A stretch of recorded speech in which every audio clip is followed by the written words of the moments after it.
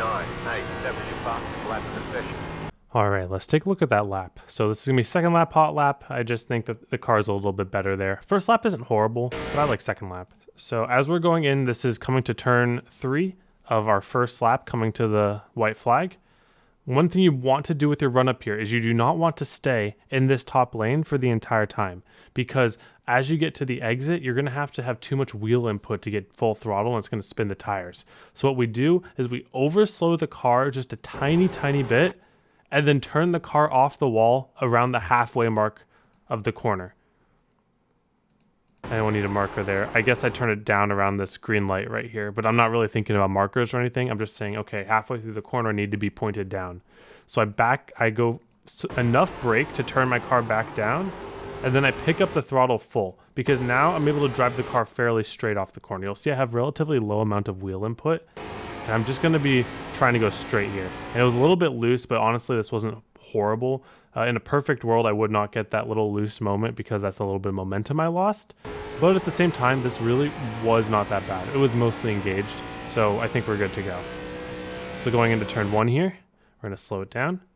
So what am I aiming at? I'm going to be aiming at this seam. So there's 2 ways to approach this lap. You can approach this lap by going at the seam just right here, or you can go 1 seam lower. In this particular case, I like the 1 seam lower. The 1 seam higher was fast. I couldn't quite get the lap times I was getting on the bottom. So 1 seam lower here, left's right on the seam, dip them right on there. Partial throttle, so look at my braking technique here. So before the corner even starts, I'm going to be pointing my car towards that seam. I'm going to aim, look at that, car is straight aimed at the seam. I get on 15 to 20% brake down the track. And then once I make it to the seam and it sticks, I transition to half throttle, and then slow, not super slowly, but gradually raising the throttle to not spin the tires. And then I force the full throttle whenever my wheel is able to straighten out. So it's a little bit loose because I forced it early, but that's just how you get the speed.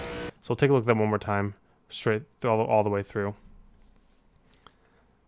So brake, transition it once you get to the line into half throttle, and then you gradually raise, and then you force that last bit of half throttle a little bit early as you are able to unload the wheel. If you are not unloading the wheel, when you press that 100% throttle, you will get really loose and maybe spin out. So keep that in mind. Okay, turn 3 and 4 here, same idea, basically the same line. Again, brake until I get to the line, transition to half throttle. A little bit more this time, you can be a little more aggressive on 3 and 4. As you can see, the exit of 4 is a little wider, so I am forcing my throttle a little bit more in 4 as opposed to 2. But really, the principles of 1 and 2 and 3 and 4 are the same here. They'll feel a little different, but the principles, like, you just have to have goals, right? My goal is to brake until I get to the seam. Now my goal is to transition immediately to partial throttle and raise it gradually so that I'm not spinning my tires and I'm not sliding up the track too quickly. And if you do that with the right timing and enough practice, you'll get a very fast lap here. So now let's go look at the long run. All right, now let's take a look at the long run. So this long run is pretty interesting. Daytime Iowa, you're gonna get some interesting dynamics here. I think that pretty much usually what happens is the top becomes like an impossible defensive line. But as you'll see, the higher I go up in 1 and 2, the more bumpy it is. So you can't really do it in 1 and 2, but also you can't really pass in 1 and 2. So the passing is mostly going to happen in 3 and 4. My favorite line is just this one on the seam where you kind of dip your lefts in between a little bit, then you straighten out the wheel real early and drive it up straight to the wall.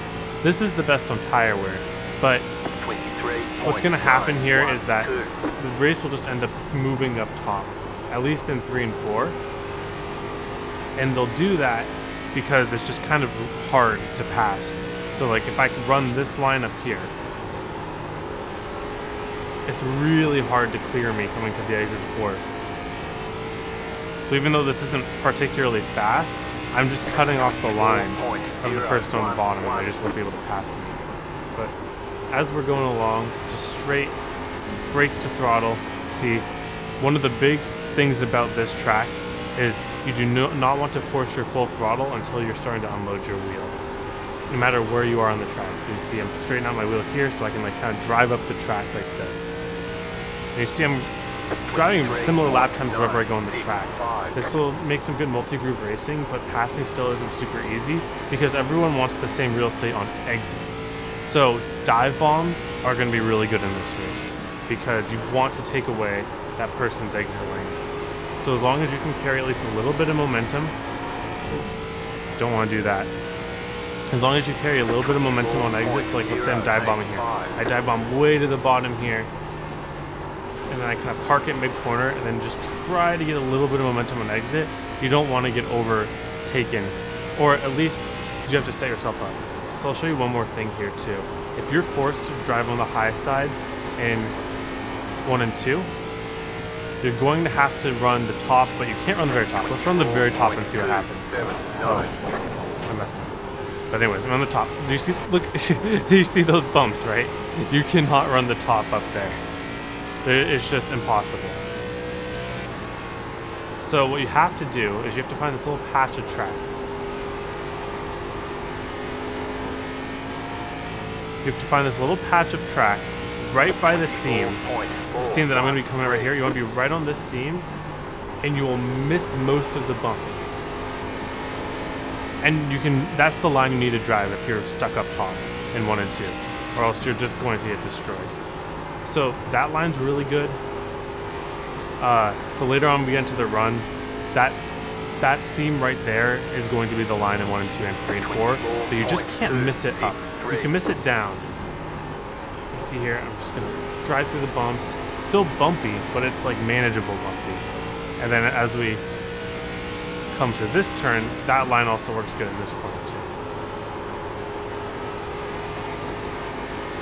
Just able to build up more momentum. So this will be the line that everything migrates to, most likely. And you just want to make sure you're not diving in too deep, because if you dive too deep into 1, you'll end up into those bumps that'll kill you. And if you dive too deep into 3 and 4, you're going to burn a lot of right front tire. So make sure to get off that gas early, use a lot of trail brake, get the car rotated, and then transition the car. You want to straighten out the wheel by the time you're on full throttle. That's the line that you're going to transition to probably 10 laps in, at least, maybe 15.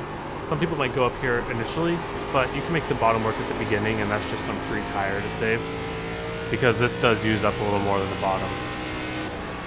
So you see I'm not going to overdrive that. Put it right on the seam, and then it'll transition to the right rear. Oh, you even got a little too loose because I forced the throttle. But yeah, that's the idea. So let's see how the tire wear like that, those lines.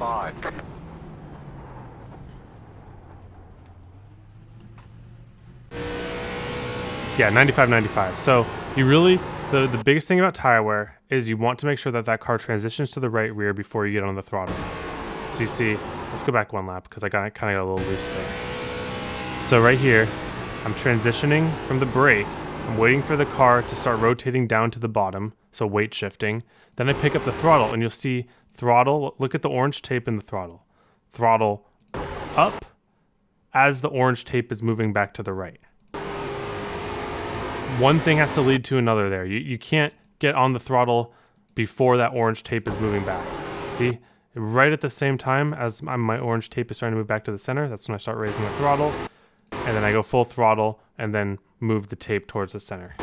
And that rotates the car. So if you're not doing that, that means you're not getting the weight shift in your car and you'll be roasting your right front.